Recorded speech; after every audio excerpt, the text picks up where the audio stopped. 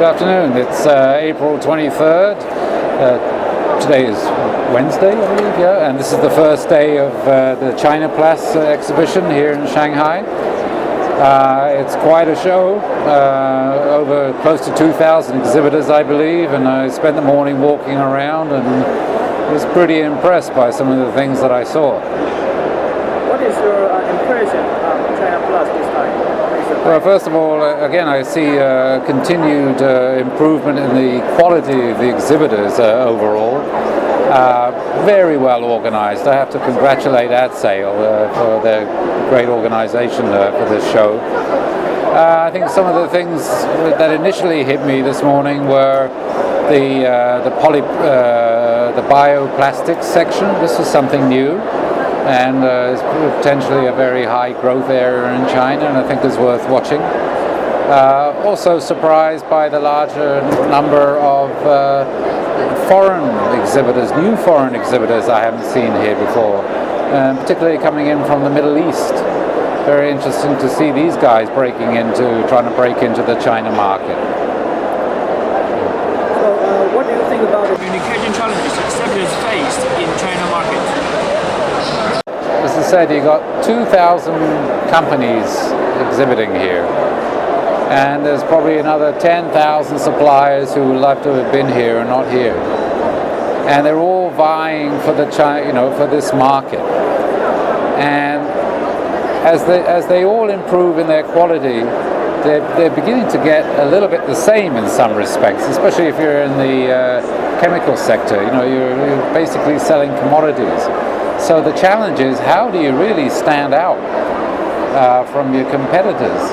And as I say, when I look around and I see there's some beautiful trade show booths, but right next to it is another beautiful trade show booth selling similar machines or similar products. And then when the show comes to an end, the lights are switched off, the people have gone home, and the music stopped playing. How do these companies, these exhibitors, continue to market themselves and break through into the China market? That's the challenge for them. What do you mean by that, more specifically? Well, marketing has gotten even more complicated, because before you used to do your trade show booth, maybe you run an ad in a magazine, and it was all fairly straightforward. But then, in a recent couple of years, our friends at Apple came along with these things, with the iPad and the mobile smartphone, and you've got Samsung and Nokia and multiple other smartphones. And this has changed the way that people are consuming their media and getting their messages.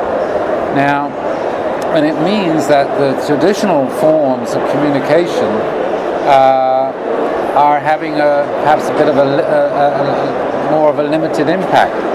It doesn't mean that magazines are going away. Far from it. They still play a very, very important role. But more and more people, particularly here in China, are consuming their media on devices such as this. And the problem is, you run ads in magazines, participate at trade shows, but how do you reach people through this? Okay, a digital edition of a magazine, that can work on this. It's not a problem. But it doesn't work on one of these things. There's no way you can read a typical ad on one of these. We all have our websites.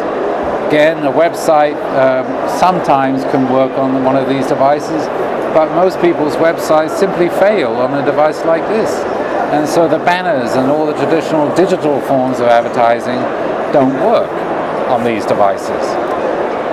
So this has given rise to this concept called content marketing. Well, first of all, let me sort of embellish on what is content marketing, what is native advertising. I can give you a long explanation, but simply put, content marketing is all about telling stories. It's about how these companies, all these exhibitors here, have to tell their stories in an informative, creative way that is designed for a mobile digital audience who are consuming their media in this format. And And it is a big challenge for companies because many companies don't know their own stories. They don't know what their stories are. And they all have their stories. It is not about standing up and saying, oh, we're a great company, we've got a great product, come and buy us. Because people don't want to listen to that. You have to engage the potential customers now in compelling content. Video is a very, very critical thing because people want to be entertained as well as informed. And video plays a very, very critical role in mobile devices, and it's part of the storytelling. So, again, the challenge for companies today is they don't know they have their own stories. They lack the internal resources to be able to tell those stories and even create those stories, and then to deliver those stories in an effective manner. And this is where we can come and help, because we have the editorial expertise, the people that can come and sit down with a company, help them create their stories, and write it in an informative, educational way that is going to engage their audience, and also put it onto video. And then we also own the media channels. We have the databases, we have the websites, we have the digital editions of the magazines that can deliver video linked to content in the digital versions and the print versions and so on. So this is how the role that we can help companies continue to market themselves once the lights of the trade show have switched off.